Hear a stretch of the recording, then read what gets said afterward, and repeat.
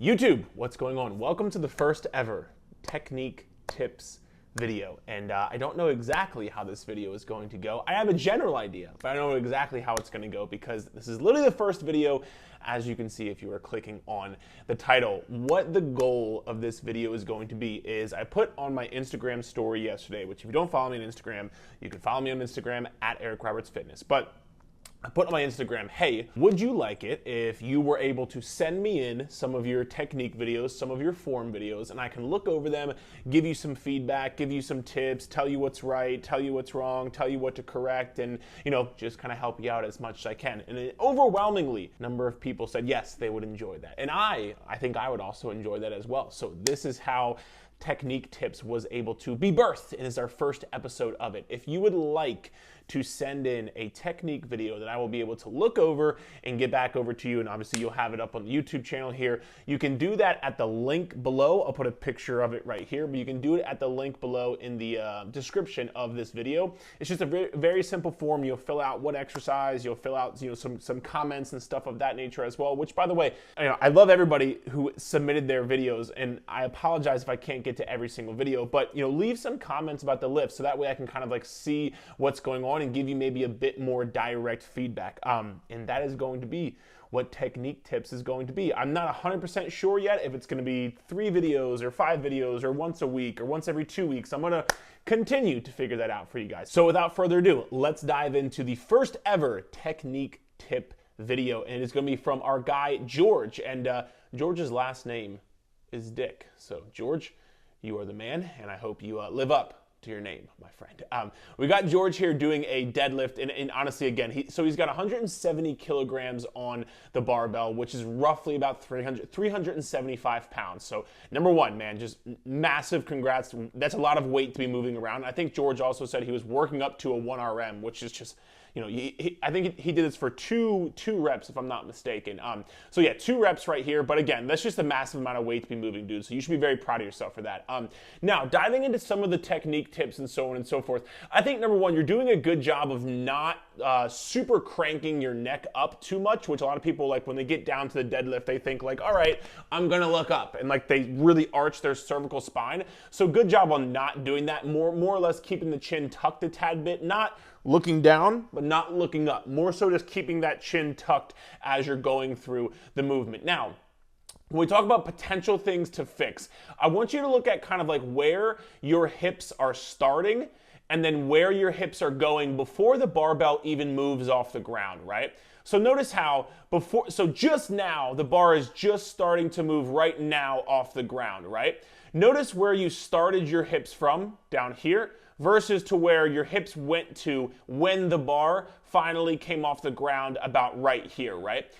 In a deadlift, we would like to see that if this is your hips and this is your chest, we would like to see your hips and your chest rise at the same time during this deadlift. And notice how your hips kind of shoot up and your knees kind of lock out before your chest is able to before your chest is able to follow. So there's a few things we can do about this. And the reason this is suboptimal is because, number one, it does put a little bit more pressure on your low back. And number two, it just takes away some of your strength gains that you'll be able to use and some of the power you'll be able to use for this movement. So how can we correct this? A few things. Number one, I would strongly suggest before you start the movement, I would strongly suggest setting your shoulder blades in place and bracing your lats. I really want you to think about before you go and pull this barbell up, because you notice how like you kind of like start to pull and kind of lift all in one motion. I would really like for you to kind of like pull your shoulders down and back into your back pockets, and then kind of think about like if there was a tennis ball between your armpit, you're gonna put that tennis ball between your armpit and squeeze it shut. Try to squeeze the air out of the tennis ball as much as you possibly can. If you pull those shoulders down, I don't know what that was, pull your shoulders down, squeeze your armpits, and then get into this deadlift, I think you will have much more strength. And I honestly think your hips, your chest, and your back all will kind of be in a bit more of a neutral alignment. So that's the first thing I would suggest. The second thing I would suggest is one of the reasons this is happening is because your knees are shooting back too much. a lot of people tell you, don't squat the deadlift. You're gonna have to squat the deadlift in the first 1 to 3 inches of the range of motion. Otherwise, you're gonna try to turn it into an RDL, a Romanian deadlift, and you're gonna use too much of your lower back in the deadlift. So you want to make sure, think about staying forward with your knees a little bit more. Think about pushing into the ground. Think about pushing the ground away from you. Don't think about pulling up, because that's how this ends up happening. People think about, I gotta pull this weight up. They shoot their knees back, their hips rise, and they round their lower back, right? I want you to stay forward a little bit more in this deadlift. I want you to think about almost squatting the deadlift a tad bit more, especially until you get to about your upper shin to about knee height. Until about right here, then you think about pulling, because then you want to finish the movement out with your glutes and hamstrings. But to get that bar off the ground, you really want to think about squatting and using your quads and pushing the bar into, pushing your feet into the ground, pushing the ground away from you. Then last but not least, what I would probably do here is I would throw in some paused deadlifts. And I will put a link for my in-depth video for paused deadlifts here below in the show notes of this, in the description of this video as well. These are kind of like the exercises I use for all of our Clubhouse members, all of our one-on-one clients, those kind of things. But it's a very in-depth video on how to do paused deadlifts. Paused deadlifts will help you in this scenario, because when you're doing this, if you have to pause a couple of inches up, it forces you to keep your bracing and keep your alignment that much more. If you just go from straight away, you're much more likely to lose that alignment. So I would throw in some paused deadlifts, maybe 1 or 2 times a week. And George, if you're already doing 375 and there's a couple of things we could work on here, your deadlift is gonna fucking skyrocket, bro. So great job. Next up, we have, I'm not sure if I say your name correctly, but Alexandra. I hope I said your name correctly. We have Alexandra doing a low bar squat. And one of the reasons I picked this video is because so many people are going to tell you oh, you shouldn't be leaning forward during a squat. I want you to notice, and because I am 6'4", so I have this issue as well. Look at Alexandra's legs. Look at how long her legs are. She's a taller individual. She has longer femurs and she has longer tibias, right? So her tibia is right here and her femur is right here. Look at the lower half of her body compared to the upper half of her body. She clearly has a longer and larger lower body, right? For this reason, for people who have longer femurs and or longer tibias, you are typically going to need more of a lean forward in your torso like Alexandra has right here. Because if you try to stay so upright, you're gonna end up running out of room and running out of range of motion in your squat, and you're either gonna end up arching or rounding your lower back, or your heels are gonna come off the ground. So especially if you're somebody who has longer legs, you're gonna see throughout this movement, she has a lean forward in her torso. The reason why is because she has to do that, because look at her legs. Right now, she's getting, this is honestly a very good squat. She's getting 90 degrees, which is exactly what she should be doing. She's getting 90 degrees with her squat. Her hip joint is in line with her knee joint, which is perfect. Her spine is remaining neutral because she has a lean forward. If she did not have that lean forward, her spine is going to be arching in one direction or the other, either rounding or arching in one way or the other. So her lean forward is awesome. The bar, and she kind of mentioned here in some of her notes, that she was unsure of, number one, how to get her hips to drive out of the movement, and number two, how to keep the bar over her midfoot. So, Alexandra, I want to say a few things to you. Your hips are going to do the work in this movement because it's a very hip-dominant squat that you are doing. Here's a rule of thumb for you. The farther forward your knees travel, the more quad-dominant this movement is going to be. The more your knees stay, not more or less parallel, because there is some forward knee travel here, which you need, but when your knees are a bit more parallel to the ground, you're gonna be using a lot more of your glute and hip musculature. So your question of how do I get my hips to work? Your hips are gonna work. The only way you are going to get out of this squat is by your hips doing the work. So I would not overthink about how my hips can do the work. I would just let your hips do the work and don't overthink it. Your hips have to do the work in this movement. Your glutes have to do the work in this movement because of the way your body is currently set up. Now, if you were to like lean forward with and your knees would travel farther forward, then it would be a little bit more of your quads doing the work, right? And listen, I think this depends a little bit on your ankle mobility. Could you have a little bit farther forward knee travel? You could. Though I will say, with you having such long legs, you are going to have primarily a glute dominant, hip dominant squat to begin with. So I don't think there's anything inherently wrong with this squat right here. I think it actually looks really good. And again, like how is the bar gonna stay over your midfoot? Why do you want the bar to stay over your midfoot? You want the bar to stay over your midfoot because number one, it increases your power, and normally number two, it gives you the best leverage and it keeps your lower back the safest, right? The bar is pretty much over roughly your midfoot right now. Again, you could lean and let those knees travel a little bit farther forward, and maybe that bar would get a little bit more, if I kind of maybe move this just a tad bit so we can see her feet just a tad more. If she allowed her knees to travel a little bit farther forward, this bar might go a little bit more over the midfoot, so you could have just a slight bit more forward knee travel. But other than that, man, I think it looks tremendous. And last but not least, low bar. Low bar is when you put the bar more or less on your rear delts, not like up here on your neck, but put it more on the bottom of your shoulders around right here. The low bar squat, again, is going to allow you to have this lean forward, and it's typically going to be a little bit more of a glute dominant, hip dominant squat. So, Alexandra, great job, dude. And I just want to say, don't overthink it. You're strong. Go and get it, all right? Next up here, we have, I believe, Nico. I'm not sure how to pronounce the name, so I apologize if it's incorrect. We have some Romanian deadlifts with 75-pound dumbbells, which is just fucking awesome, bro. Let's go. The first and foremost thing I would say in this right here is, you're picking these weights up off the ground, right? Nothing inherently wrong with this, but I do see there's a box right here. Personally, what I would do if I'm doing RDLs, I'm gonna put the weight on top of the box first, and then or on top of like a bench, for example, and then I'm gonna lift, because you going from right here, from the ground, all the way up, it's just gonna take a little bit extra effort you don't have to spend, and then might take away from potentially doing the lift as best as you possibly can. So if you wanted to, you could just like prop those weights up on the box right here and then kind of get into position from there. Now, going over the actual movement in and of itself, a lot of good things here. Keeping your chin tucked, which is perfect. We do not want to look up in an RDL. We want to make sure we keep our chin tucked, so that's phenomenal. I can clearly tell you're pushing your hips back to the wall behind you, just like you should be doing, which again, that's phenomenal. When we talk about things to potentially kind of like work on and look at, so I want you to notice something. Notice how once you get to about like this area right here, notice how like your hips don't necessarily go back any farther.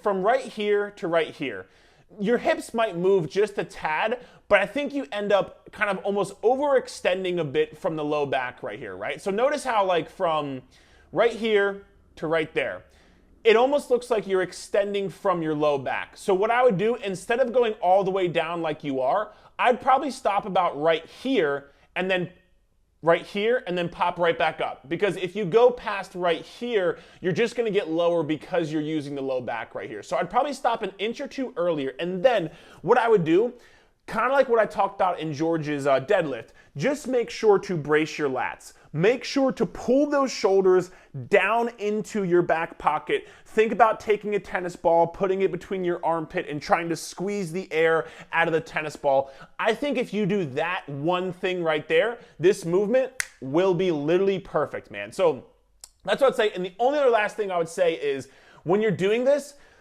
again, nothing inherently wrong with your hands, right? So you start out, kind of like to the side, and then you switch it to kind of like out in front of you. I would probably rather you just keep a slight angle in your hands the entire time. So don't go completely like thumbs up, but also don't go completely palms facing you. Keep a slight angle the entire time. That will also help you keep your shoulder shoved down into your back pocket a bit more and activate your lats a bit more. All right, next up we have Liliana and her hip thrust, which by the way, she's doing 205 for 10 reps. I mean, just massive numbers. So great job when you're doing this. And to be quite frank with you, I wanted to show you guys this because her form looks awesome. Great job on this video right here. You're keeping your chin tucked, which is awesome. You're keeping your feet flat the entire time, which is awesome. Slight outward rotation of the toes. Some people need this, some people don't. If you slightly point your toes out in a hip thrust, it might allow for some extra external hip rotation, which is going to allow for a bit more glute recruitment. So great job on doing that as well right here. When you get to the top, squeezing really hard, not just thinking about going up, thinking about tucking the hips up under you, which again, you're doing a great job of. There's only a couple of things I would say for this video right here. Two minor things. Number one, just make sure as you go down, you are letting yourself bring your upper body with you a bit. A lot of times when people go down in a hip thrust, they only think about like letting if your upper body's here and your hips are here, they only think about letting their hips go down, right? When your hips go down, you're gonna end up probably arching your lower back. So what I would say in this movement is just make sure, especially as you continue to go heavier, just make sure to allow that upper body to keep coming with you. And the only other thing I would say is towards the end of the reps, and I wanna show you guys this because Leon was pushing hard here. Towards the end of the reps, just make sure not to rush it. I think it was after this rep. Like it's starting to get a bit hard, right? Like it's getting challenging.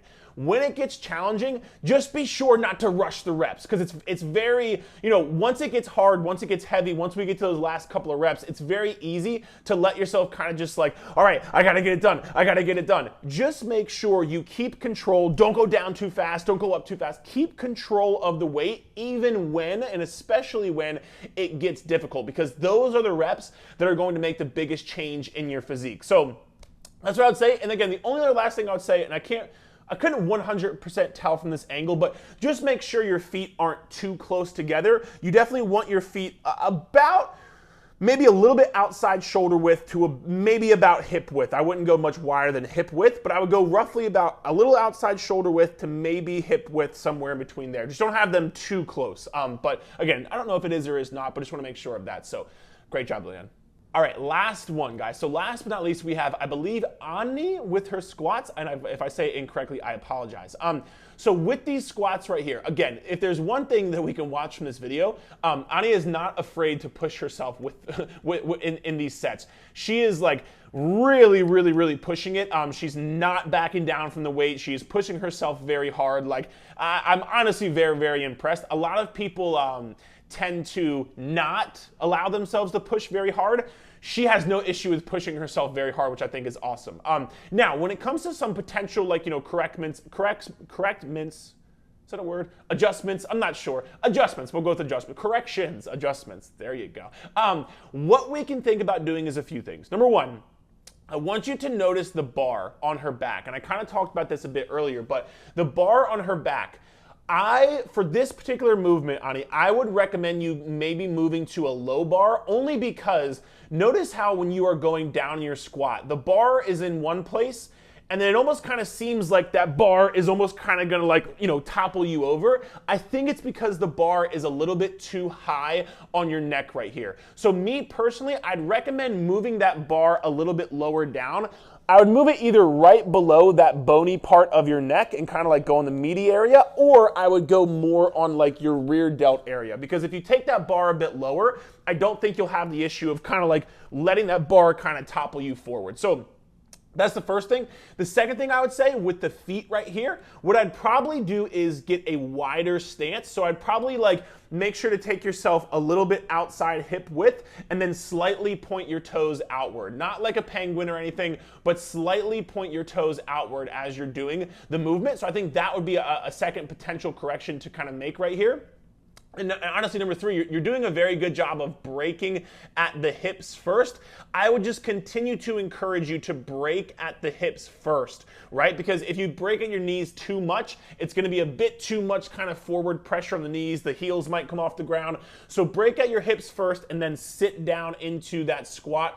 You're again doing a very good job of it as it is, but just make sure it's, again, someone's gonna like karate chop your hips back and you're gonna sit down into this squat right here. I think that would be my third thing right here. And the only other last thing I would say is for right now, I might back the weight off only until you can find how to get to that 90-degree parallel. So I mentioned it in one of the squat videos earlier with Alexandra right here, right? Notice how her hip joint is in line with her knee joint, right?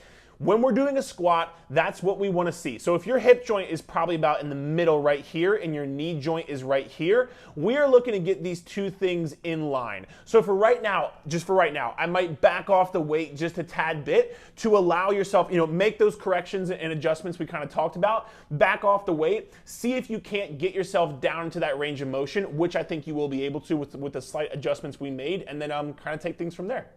And guys, that is the first ever technique tips video. Again, if you would like your video to be submitted to possibly be picked, the link is going to be in the description of this video below, so feel free to fill the form out. For those of you who I did not pick your video, I apologize. I try to get to as many as I can, and it's nothing personal against you. And last but not least, if you enjoyed the video, let me know below. Give the video a thumbs up, subscribe to the channel, and if you have any questions or anything I mentioned, drop it below. I'd be happy to help. Chat soon, okay?